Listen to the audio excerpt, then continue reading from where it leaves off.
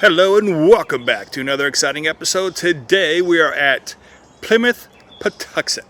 So come along with me and see what we can see at this awesome, historic, real-life museum. Obviously, the first thing you want to do is go to the visitor center so you can pay the admission fees that you see here. And don't forget to check out the information board where you can see what all the activities are for that day so you can plan accordingly. And as with all museums, I always highly advise you do the introductory video. And before you leave the visitor center, don't forget to check out the little mini museum in there. It is really neat. Just take a look.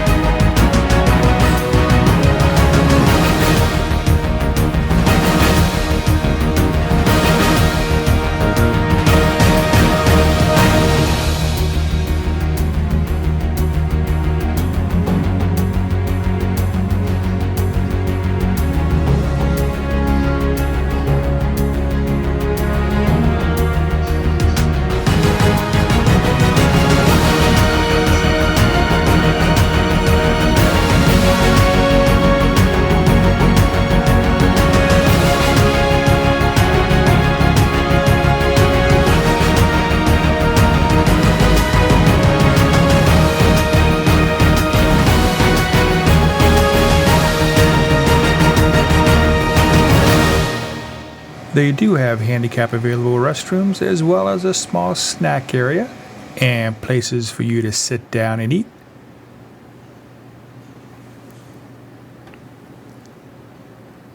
And of course a pressed penny machine as well as a couple different gift shops that you can choose from throughout this huge facility.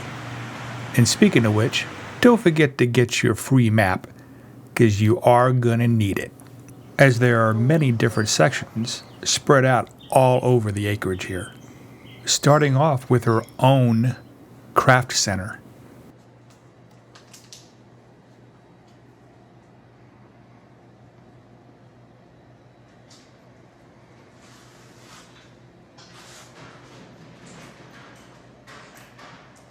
Wow, just look at all the neat stuff they make in here. This is awesome.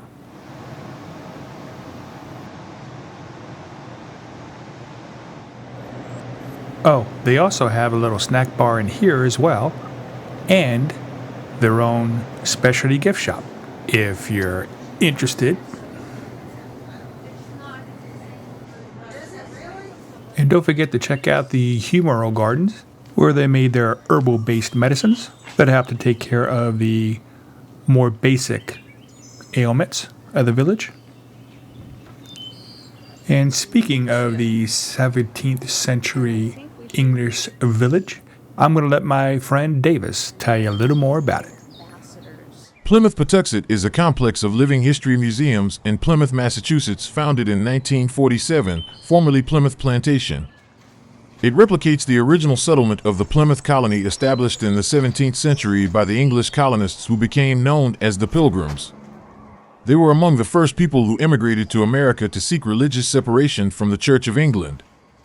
It is a not-for-profit museum supported by administrations, contributions, grants, and volunteers. The recreations are based upon a wide variety of first-hand and second-hand records, accounts, articles, and period paintings and artifacts, and the museum conducts ongoing research and scholarship, including historical archaeological excavation and curation locally and abroad. In the English Village section of the museum, trained first-person historical interpreters speak, act, and dress appropriately for the period, interacting with visitors by answering questions, discussing their lives and viewpoints, and participating in tasks such as cooking, planting, and animal husbandry. Third-person modern interpreters answer guests' questions that the first-person interpreters cannot. The English village represents the year 1627 through most of the museum season, which lasts from early April to late November, depicting day-to-day life and seasonal activities. In November, the English village typically represents the year 1621, which is the year of the first Thanksgiving to take place in Plymouth Colony. I fairly well? Is that the correct response? Yes. Very well, that is good.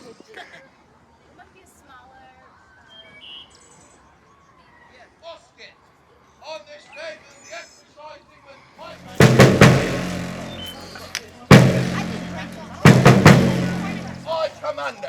Let's try that now. Is that understood, Company? Yes. Aye, Commander! Will we go over? Henry Hornblower II started the museum in 1947 with help and support from friends, family, and business associates as 2 English cottages and a fort on Plymouth's waterfront. Since then, the museum has grown to include a Mayflower II replica in 1957, the English Village in 1959, the Wampanoag Home Site in 1973, the Hornblower Visitor Center in 1987, the Craft Center in 1992, the Maxwell and Nye Barns in 1994, and the Plymouth Grist Mill in 2013. Alongside the settlement is a recreation of a Wampanoag home site, where Indians from a variety of tribes explain and demonstrate how the Wampanoag's ancestors lived. The museum grounds at Plimoth Patuxet also include Nye Barn, where historical breeds of livestock are kept, a craft center where many objects are created for use in the village exhibits, a cinema where educational videos are shown, a colonial education site for youth and adult groups, and a visitor center with indoor exhibits and educational programs. The 2 houses on the Colonial Education site were built for the PBS show called Colonial House, which was filmed in Maine. Following the filming, the museum disassembled the houses and reconstructed them on their current site. The roof of the cookhouse was destroyed by a fire from a fireplace on November 19, 2011, and the building had to be demolished. Mayflower II is docked near Plymouth Rock and is also under the care of the museum. Museum employees in modern dress interpret history to guests from a third-person perspective. And for Wampanoag people, corn husks right now, they're basically just like tomorrow. And we'll probably end the day with fish or... Well, thank you, David, for giving us that plethora of information. You are very welcome.